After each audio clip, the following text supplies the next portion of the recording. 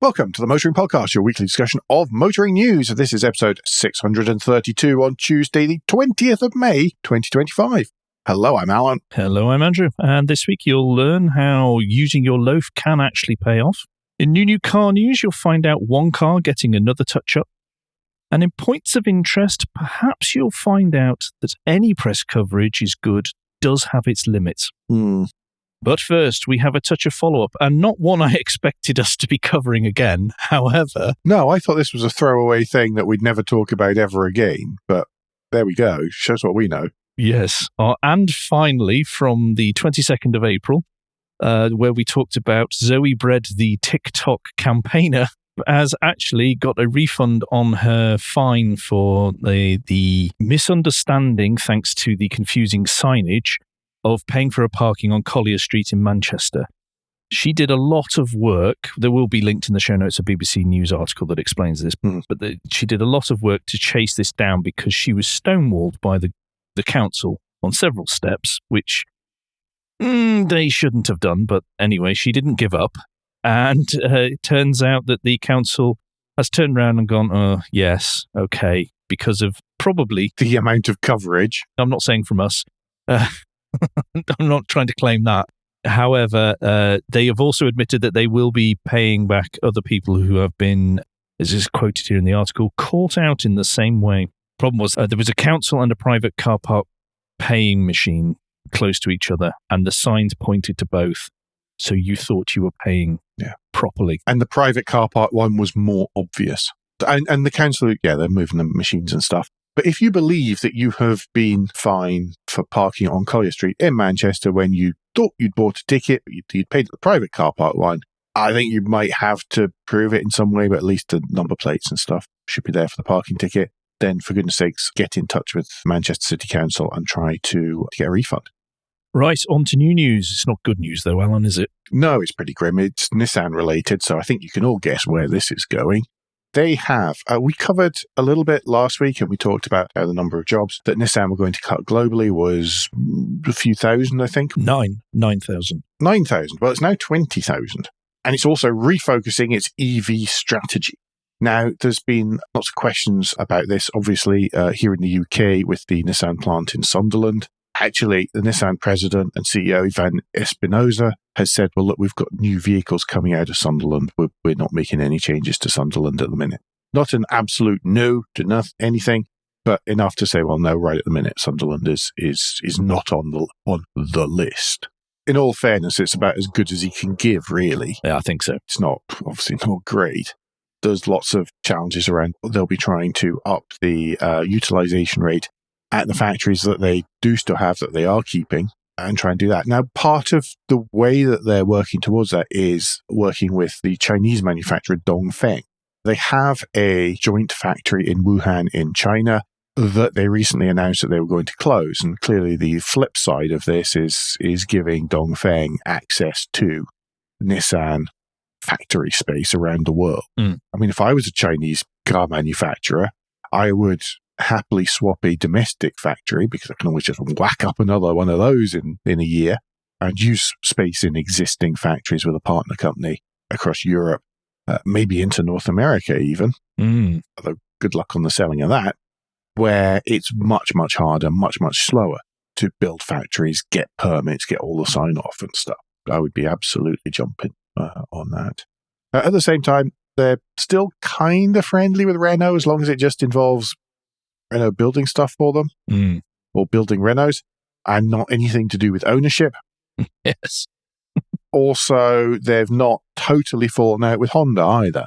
Now they've got a new CEO, because last one obviously did something very bad. That's supposition on my part.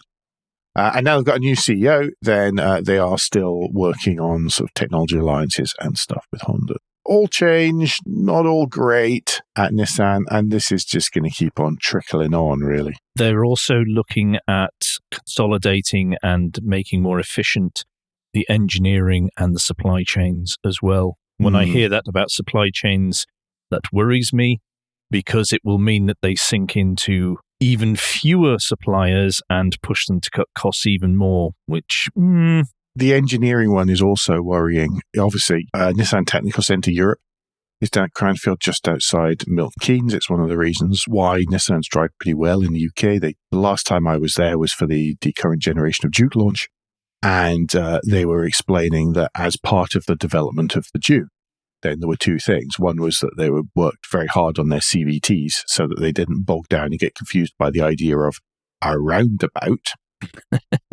because roundabouts are very unusual. You've got that braking, lift off, steer, accelerate, brake, steer, accelerate again, which can leave CVTs there going, what the heck is happening? Make up your mind, when it's perfectly reasonable negotiation of a roundabout. But they don't really exist in Japan. They don't really exist in the US, which is where the other two major technical centers are. That kind of thing being fed through has been important. At the same time, they were showing off, they've scanned and recreated one of Milton Keynes' roundabouts at the technical center in Japan to try to educate Nissan engineers into what a roundabout is, and also the reason some of their vehicles have not been as good around roundabouts, which of course has a knock-on effect in the European market and drivability across this continent. Yeah. Lots of learning, lots of worries about some things, development being consolidated, when really, actually, certainly for us in Europe, having a UK-based technical centre has been a good thing. Sorry, that went on to a bit of a waffle. I am well off the topic. But it's important to understand when somebody mentions engineering, because they're talking about, combined with that, they want to have a 70% reduction in parts complexity, and they want to cut its platform architecture from 13 to 7, all by 2035.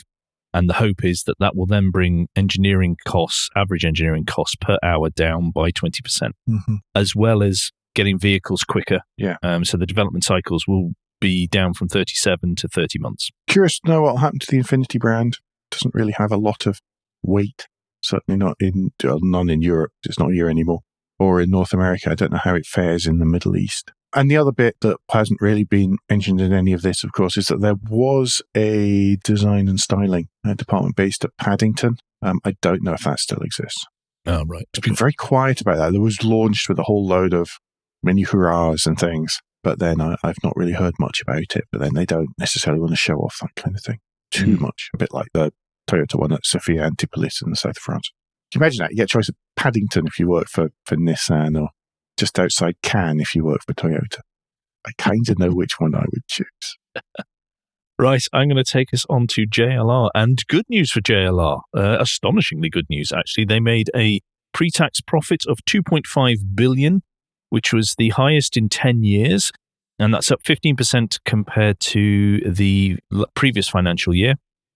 Not only that, but they also generated £29 billion in revenue, which is astonishing considering the upheaval and changes that are afoot within the organization, i.e. Jaguar is no more until it is reborn. We'll talk about that later in the show as well. Oh, yeah. But it does show how important the Defender and the Range Rover brands really are, and how much, well, they're doing all the heavy lifting basically now. With only the Discovery declining in sales, although I did see last week that they're going to refresh that and keep it going for longer. Right. The Discovery is a funny one. I could see them dropping the Discovery badge and having well, I think there is muttering about Defender Sport, isn't there? And that's really going to be the Freelander replacement and stuff. And I do wonder where the Discovery sits. Well, it just feels like the Defender has taken the Discovery, doesn't it? It has absolutely. Yeah, that's what I was going to say as well. Yeah, totally. But yeah, it turns out not making cars brings lots of profit. Remember, there's been so much stored up demand for some of these. They've been boasting quarterly announcements and stuff. They've been boasting about the big order books. And it seems like the big order books have been turning into sales, but people have been waiting a long time whilst all of the logistics amusements got sorted out thanks to their new logistics system, which I presume must be fixed now, but I haven't spoken to anybody who's waiting to get their car repaired, so I don't know yet. No, me neither. Because that's the big tell on that one. Mm-hmm. That is the big tell, is how long people are waiting to get their vehicles fixed. But it's good news for JLR. And much as we put the boot into them, as we say every time, we do want them to succeed. Yeah, and of course they've got that extra little boost for the future after a bit of a pause of, oh no, we're not shipping to North America on the draft trade agreement with the US. Let's be clear about that. With only a 10% tariff instead of 27.5% tariff added on top of everything else. In the days of this current US administration, that's a win. I don't really know who for, but it's a win. Yes. It's less of a loss to everyone. A less bad situation. Anyway, do you want to take us to Polestar, where they've realized something astonishing? Well, Polestar launched and they weren't going to have traditional dealers. They were just going to have demo stores in the Tesla style. There was one in Westfield in London. I think there was actually one at both ends. There was one in Stratford, one at White City. And around the country, they then rolled out more of these sort of brand, sort of boutique type places, which were definitely not dealers. And that worked for a bit. It was fine because you had a new car and some interest. But as the model range has increased, they seem to be discovering that dealers are really quite useful to be able to actually go and see Polestars beside other cars you might be looking at, as opposed to having to make a special trip to a shopping centre to look at one particular brand when you just can't be bothered and probably have to pay for your parking and all these kind of things. They've moved to a traditional dealer approach. They've also got more models. And as a result, they have been achieving an 84% growth in revenue and a 76% sales uptake in the first quarter of 2025. Who'd have thought making it easier for people to try your cars alongside others would be good for you? Yes. There will be an Autocar article linked in the show notes that has lots of interesting quotes from Polestar on this. And I do chuckle at some of them, but I'll let you read them and chuckle away yourselves. It's like a renaissance of dealers. I mean, why are you calling it that? You never had any dealers. You're not rebirthing them. No, I know. It's just, Anyway, they have seen the light, as it were, and the light is selling cars, and that's what they want to do more of, apparently. Yeah. Who knew that a car brand would want to do that?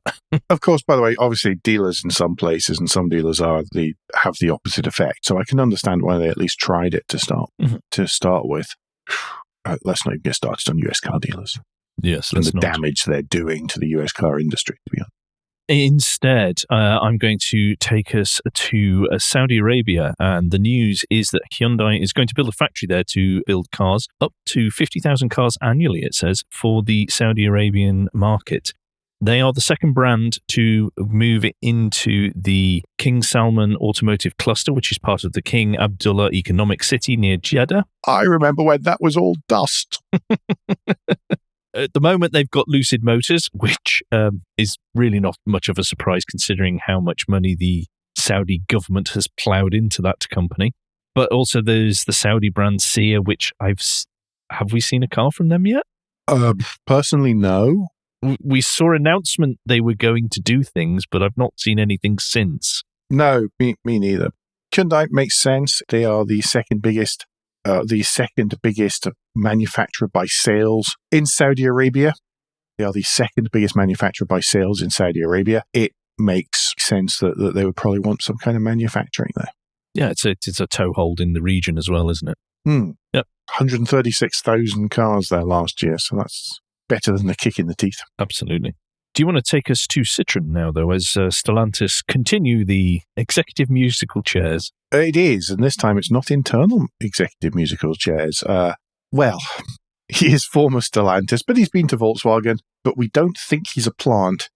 The head of Volkswagen Group in France, Xavier Chardon, has been appointed as the new Citroën CEO. He'll replace Thierry Costas from the 2nd of June. Chardon's only been at Volkswagen since 2012. I say only, that's still 13 years. And he's been in his most recent role since 2021. Before that, he spent almost 20 years at Citroën, most recently as the boss of Citroën France between 2009 and 2011. I'm trying to work out, because I haven't kept a timeline of this, whether there is any Tavre execs still in charge of any of the brands. I feel like not. I feel like they've all been replaced now. I don't know. It's got to be. It's turned into a little one of those, Tommy Cooper ball and cup type thing where you keep moving it around, moving it around. Under one of the cups will be someone who was appointed by Tavares to some other position at some point. they do seem to be really trying to overhaul the tops of each of the brands at Stellantis. There was a discussion on Blue Sky the other day. It was related to somebody saying, well, you need to come into, whenever you come into to be Stellantis CEO, they need someone who's prepared to cut all these brands. Oh, yeah. So I kind of think they were right. I don't know that I agree with all of the brands that they chose. Yeah, not necessarily, but there does need to be a culling. Yeah. Yeah. Anyway, let's move back to Britain, and Aston Martin has revealed the first in-car use of Apple's CarPlay Ultra. This is the enhanced second-generation CarPlay that was unveiled all the way back in mid-2022. It was some time ago. Yes. To a mixed reaction, because it was shown off on a Porsche, and there was mixed feedback from, well, at least we know the interface will work, to what makes that anything to do with Porsche. And my overall feeling is, looking at the pictures we have been given and the video that Top Gear did do, I'm struggling to see what makes any of that Aston Martin-y, considering they have the ability to make that look Aston Martin-y while still retaining the Apple interface UI stuff. And stuff kind of working together. I mean, certainly in the pictures that are being shown, it is incredibly generic. If you saw some of that user interface in a Volkswagen ID3, to take a hypothetical example, then it would be just at home there. And what's been shown on the press pictures here, now we don't know if this is the final thing. We don't know if this is just, here's some pictures, let's put them out with the press release. We don't really know anything about that. Well, considering you can get an update on your existing car and get this fitted, I think it's the final thing. Do you think? I mean, it's just that you are giving them an awful lot of slack in this whenever we've talked about it. Personally, if I were Aston, I would have chosen more dynamic looking imagery certainly for the gauge cluster. But on the other hand, here they're trying to go, well, look, you can see it's still Apple all the way through, which is kind of not very Aston Martin. From that point of view, I don't think they've chosen well here, but I'm not prepared to slam it in the way that others maybe. We had a great long debate about this before we started recording. I don't know that all of it is really relevant to the podcast, especially the bits where Andrew's wrong. Well, that's relevant. Okay. Do you want me to go over that bit then? My misunderstanding of how the information gets portrayed from the car onto the screen, yes. Andrew had a concern, which is a valid one, about, well, if you've got the car and then you've got the undoubtedly Mercedes operating system that's underneath it, because you don't have to run CarPlay. So if you're not in the Apple sphere, if you just don't want to use CarPlay, or you don't have your phone with you, let's be perfectly frank, because that happened, then you don't have to use CarPlay. You can still use the Aston Martin flavor underneath. Mm-hmm. Yeah, so this is not replacing that. That's not Mercedes. No, so it's not replacing that. So that Mercedes-based one that's there. And then Andrew was saying, but then CarPlay has to take it from there. And I was explaining that how an awful lot of software works, even in sort of relatively critical situations, is that it doesn't have to pass through all the layers, and it doesn't involve Apple even putting something into the root software. It tends to be API driven, and you can sort of guarantee the speed of the APIs and which ones are more important than others, and all these kind of things when you're defining, when you're writing and making APIs. Please feel free to employ me based on this if I'm right. And so it can go straight. That information is not being slowed down not necessarily being slowed down by passing through multiple layers. It's being fed straight. The CarPlay is just an application that's been installed on top of whatever operating system is underneath the Mercedes OS or on top of the Mercedes OS. I'm not quite sure how the intricacies of that. I'm sure some of you do. Wasn't necessarily slowing down critical information to the driver, which is really where we're going with all this. Or causing that. And you know what? If you don't want it, you can get rid of it. Mm-hmm. It's not mission critical either, because got the Aston Martin one underneath. If the CarPlay decides that it's going to have a small grump, which I know happens sometimes, it's not necessarily as intrusive as it might be. And if manufacturers don't want to do this, and I guess they don't have to, well, the hardware doesn't have to be compatible, and then the APIs don't have to be exposed to it either. I look forward in some cases to some of our listeners coming in and telling me where I'm wrong in all of that. But that's the way I understand it based on how I see applications in the commercial world communicating with each other, but not having to coexist. Okay, yeah, that makes sense to me. We will have linked in show notes. There is a thread on Blue Sky from Drew Smith, he of Looking Out, that's on pause, Looking Out the podcast that is, and he runs through this. Also, there will be links to 3 Looking Out articles, again written by Drew Smith, that were written and published at the time this originally came out in 2022. And I found it very interesting to see how little had changed. Yes. Particularly when he says, I presume this genericness is just because it's a concept at the moment. And then when you see the end result, you sort of go, oh, what have they been doing for the last 3 years? There's a lot of marketing and debate on top of it. And someone will go, but we has to look like Apple. And they're going, no, it doesn't have to look like Apple. And marketing will be going, it has to look like Apple. Sorry, I've been through this from the flip side as well. Do check out the show notes, because all those articles are really interesting to read anyway, from the perspective of looking at the UI and looking at the usability and looking at potential pitfalls for manufacturers with it. They're cracking. Really good. Well worth the read. All the Looking Out stuff and the podcast, which it would be, I hope it will be back at some point soon when the chaps are a bit less busy with the rest of life, because it's a cracking listen as well. Yes. Not that we know anything about that. No, exactly. We spent 3 days together last week, mate, after 3 years of not seeing each other. So yes, and we're still speaking, which is the best bit. And anyway, do you want to take us to good news in the UK? Yes, I think this is a great thing. I've said this is a great thing many, many times. In fact, I said it on Facebook just yesterday to a post by someone else. And that is that Ed Miliband, head of the Department for Energy Security and Net Zero, is setting out proposals for solar canopies above car parks, supermarkets, offices, and shopping centres, according to this Yahoo Finance article, could be required to install solar panels over their car parks under plans being considered by the government. I mean, the biggest issue I see with this is the cost of the solar panels and the supply chain for the solar panels. Well, there's one point that the Yahoo Finance doesn't really make clear.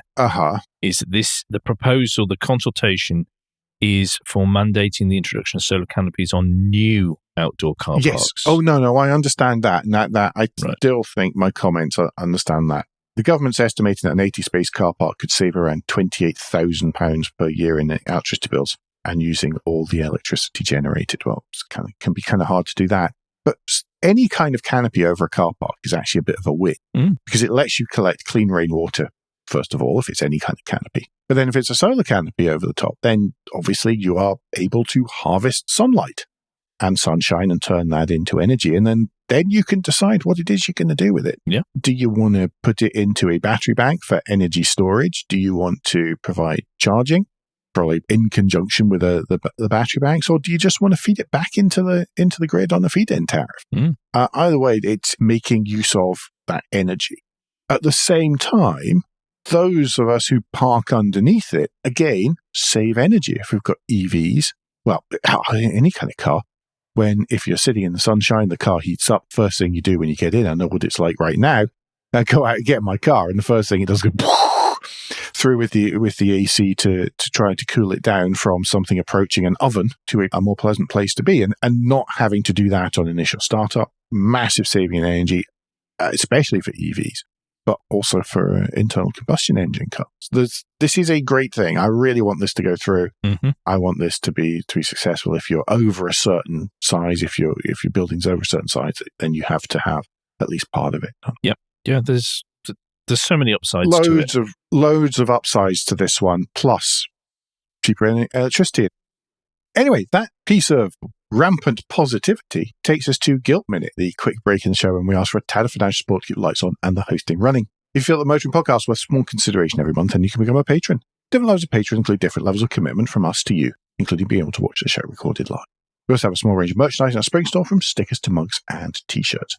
If you don't have any spare cash, we do completely understand, you can help us by following for free from a podcast player to receive every show as they're released, and by liking and rating the show in whatever way your podcast supplier lets you. Can I ask a quick add-on to that? And I don't want to sound like some kind of terrible influencer, but can you like and subscribe on YouTube as well, please? Yes. We've only got 300 and something subscribers on YouTube, and I'd like a few more. I'd like about 700 more specifically, so we get over the 1,000 mark. That's where I'm going with this. If you could, it's youtube.com/motoringpodcast, because we were able to do that before they stopped you doing that without large numbers of followers. So we are very, very easy to find there. Obviously, you can find this podcast, but there's a whole bunch of other bits and pieces coming along very soon. I got hassled recently about why we didn't do some video. I said, well, I'm not very good at it. What, an audio podcast? I don't, well, the people who were hassling me said, well, neither are we, but it seems to be working. There's some stuff which is hard in podcast, or that we're not good at podcast that we do, so let's share it there. So if you could like and subscribe, that would be great. And obviously, if you've done all of that, and some of you have done that, including the liking and subscribing, then the last thing you can do, of course, is to recommend us to your friends or colleagues. Thank you, everyone that does. Much, much appreciated. I think I did almost fill a minute there. You did, yeah. It's been a rare time since we've done that. Anyway, we're on to new car news, and I'm going to start with the Toyota BZ4X Touring Sigh, which will be the twin to the Subaru Trailseeker that we talked about a couple of weeks ago. They had the opportunity to give it a proper name then as well. I think it's sweet that they've still left it named after one of Elon Musk's kids, though. This is a raised up estate, is how it's being couched. It is very much a raised up estate. Just feels like a long SUV, to be honest. I'd like to see one in person. I think it's a very blurry line between the two, to be frank. But it's got plastic cladding on the side, which is always a win. If anyone's listened to us for any length of time, we like that. Mm-hmm. It's going to have the revised architecture underneath, which they've just updated the actual BZ4X with in terms of battery and powertrains and efficiencies and improved ranges, etc. I am sure this will do well for them. If you need something bigger than the SUV version, the BZ, then this will be the one to go for. It's got a bigger boot and all that sort of stuff. But the problem is we talked about the Trailseeker so recently. There's not much to add. Yes, it's very difficult to add much more. It's expected that it'll cost probably a little bit more than the BZ4X non-touring, whatever the heck that's going to be, which tops out at £54,000. So it's probably going to be around that, maybe a little bit more. Mm-hmm. Interesting that it's very much a Subaru architecture. So instead of like the BZ4X, which had mismatched motor sizes front to rear, that it's the same size front and rear now, because that, according to Subaru, makes the off-roading part much better and easier to manage and these kind of things. I think it looks cool. I like it. But then it's cladding, it's jacked up estate car, it's odd. Yep. From the side, I think it looks decent. It's interesting how there's nothing to give it any hint of scale in any of the pictures, but that's sort of reminding me of the first Ioniq 5 pictures we got, where you thought, oh, that's amazing. And then when you finally saw a person with you, went, oh, it's quite large, isn't it? Yes. Yeah, it is a wee bit like that. Still, there's some nice mountains in the background. Yes. Not quite so new, the Volkswagen ID3. It's to get a second facelift. It was launched some time ago in 2020. It got its first facelift in 2023. It is going to get another facelift in 2026. To come with a Zimmer frame then at that point. To come with a Zimmer frame and to see it through until 2028, when the ID.3 range will probably be all tied up with the electric Golf range. What they're really going to focus on is the looks at the front to make it, I imagine, part of the Make Volkswagens Look More Like Volkswagens internal campaign that's going on at Volkswagen right now, which they're very keen to remind us about. Make a Volkswagen, but then also on top of that to improve the quality of the interior trim, which has always been a challenge with this. I had one of the early ID3s and the interior trim was sort of cheaper than most vans that you would get in. And now that's just how it felt. It just wasn't premiumness that the cost allowed. I mean, it was a good thing. I mean, you can hold an entire bottle of Beaujolais Nouveau in the front cup holder. Some stuff's been very well thought out. But some of the other bits are cheapened it, like the fact that you've only got like 2 window switches and you have to press another button to then work the back windows instead of the front windows. Stuff like that, which just has felt overly cheap. I imagine it's going to be the stuff that goes. It's still an important car for them. It is still an important car. It still sells relatively well, to be honest. It's certainly in Germany. I mean, it's outselling the Model 3, but that doesn't... Wow. You know, yeah. Wow. Aim high. Aim high. Yes, quite. No, it is. It's ticking away sales-wise anyway. Yeah.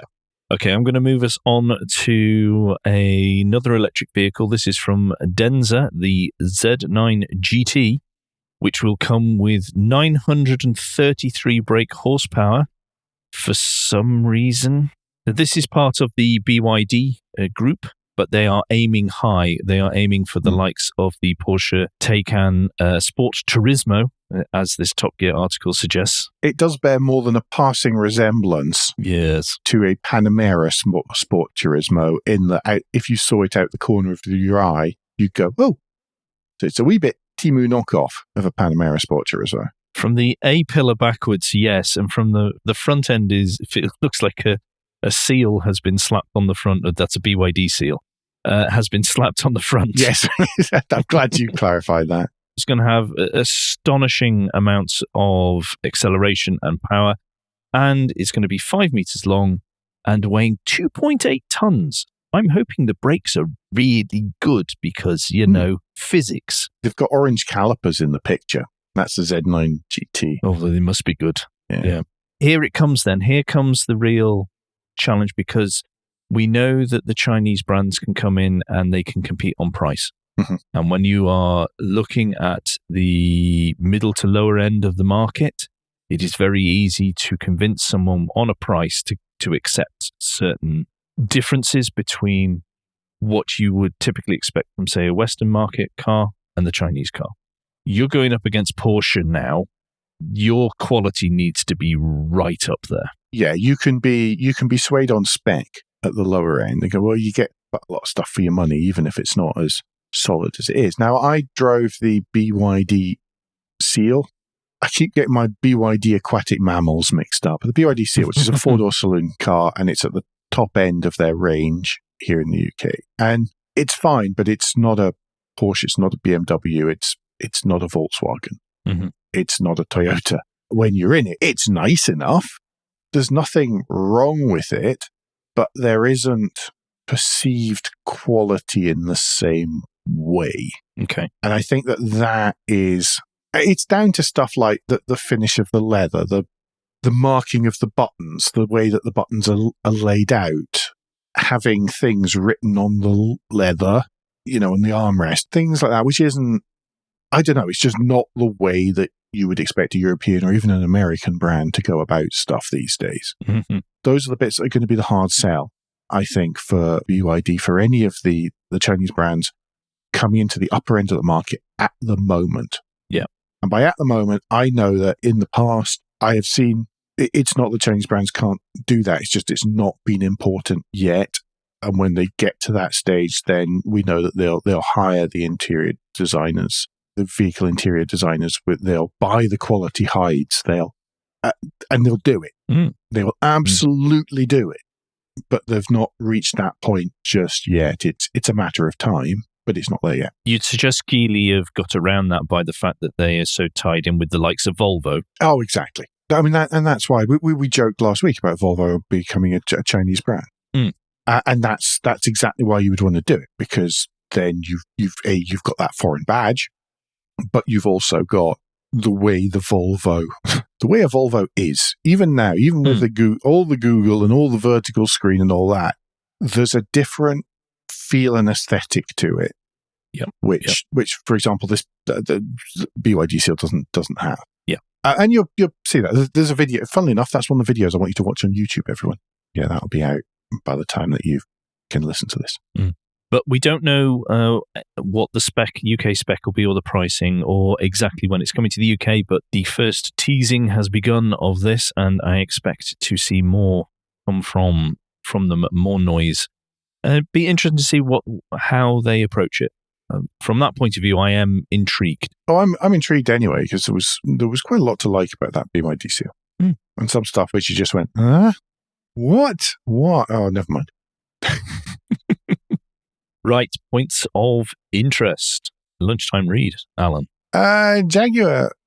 We talked about JLR earlier on, but then so Jaguar had a big splash earlier, at the end of last year, with their brake molds campaign, which I think we all remember. It was all a bit different. Yeah. I was going to say strange, but I think different is actually a better word. And of course, there was an awful lot of reaction to that. Yes, in some of which was very understandable, and some of which was just a bit much, really. Some of it was very much the bottom half of the internet. Oh, a lot of bottom half of the internet comment, just not good. But now Jaguar has changed its advertising agency. Lots of word from Jaguar saying that, well, actually, it come to the end of it, the contract had ended. And so we felt that along with everything else, it was time for a change. Slightly different from what I think we've been told privately by multiple sources. And now there's an article here that we're going to link as your lunchtime read from Creative Boom. And it's titled, Why Jaguar's Rebrand Failed and What It Can Teach Us. And it goes through what went wrong, the challenges around that, and what could be done in the future to fix that, depending on what they decide to do. It's the view of marketing professionals of what went wrong, because I think that's an important point to all of that. That is a vital point that I missed out. Yes, this is senior marketing professionals. This isn't car journalists. This isn't motoring folk. There is an argument as well, which is saying, well, it's only failed if the car doesn't sell. And it hasn't sold, but it hasn't not sold because there is nothing yet. There is this little bit of a Schrodinger sales right at the minute in that because there are no Jaguars you can buy, then has it worked or hasn't it worked? And nobody actually knows. However, there are opinions, obviously, on it, how it was undertaken, how it was done. They're completely and utterly divorced from the vehicle. So whether you like the looks of the vehicle or not, that's irrelevant here. And I think it is just a very interesting set of lessons and things to think about, whether you're in the industry or not. Yeah, absolutely. There is an additional article that's going to be linked there as well, that Drew Smith, he's getting lots of mentions today. Drew Smith. He is. You might as well have this podcast. Yes, we'll have to have him on, that's for sure. Oh, too right. But that Drew Smith sent me on Blue Sky explaining how Accenture came to be the marketing people for Jaguar Land Rover and how they took over part of the internal marketing team. That's back from May 2021, just to give a bit of context to it all. It is actually quite a big deal. Yeah, for those of you who've never had to deal with big five consultancy firms, then lucky you. Lucky you. And if you do see Accenture, then it's a good sign to tread very, very carefully about what you're about to be involved in, just as a general rule. Through personal lived work experience. Goodness me, what am I going to have to tidy up this time? I think is how it's gone in the past. I do like how it keeps me employed, though. It was doing well with me for a while. Let's move on to the list of the week. And Alan, we have an Autocar slideshow, and it is the best French cars ever. Now, have you got any opinions, one, on the list, and two, have you selected a vehicle? Yes. Yes. Do you want to answer part one first? The list contains some vehicles which were barely a pipe dream and mostly people smoking something and never made it to reality, and it missed out things like the Xantia Active, for example, to take a hypothetical example, which was a fine example of France showing the world just how wonderfully technologically awesome it can be. And instead, there were some weirdos in there, but I guess you've got to mix it up with some new stuff as well, not just be the same old things. But it's still a decent list, by the way. The majority of the list is very good. Well done, Al Sutty. I'm not actually dissing your work in Autocar. That's part one. Part two of the question is, yes, I have made a selection, Andrew. Do you want me to tell you what that selection is? Yes, if you could tell us which slide we all need to move along to. It was a very difficult one here. There's 22 slides in total. Some of my favorite cars in the world ever are in the list, which would populate an Alan's unlimited budget garage. But ultimately, the one I've chosen is the Citroën TCV because there is no more French, no more clever simplicity in a car than the TCV. Also, it's the only one I've owned. But it's everything from like the adjustable headlamps, let's have, an optimum number of wheel studs, which is 3. Let's make sure everything is kind of as tough as possible. Let's still be really, really clever. And it shows that relatively cheap and mass market doesn't have to be stupid. Doesn't have to be dumb engineering and cart horses and stuff. You can still be clever and have a successful product. Mm-hmm. And so just great cost savings, weight savings, all of these things. There are loads in there, obviously, Andrew. So which one have you chosen instead? I have not quite gone for the same reasoning as you, and I have gone to slide 5, which is the Citroën C6.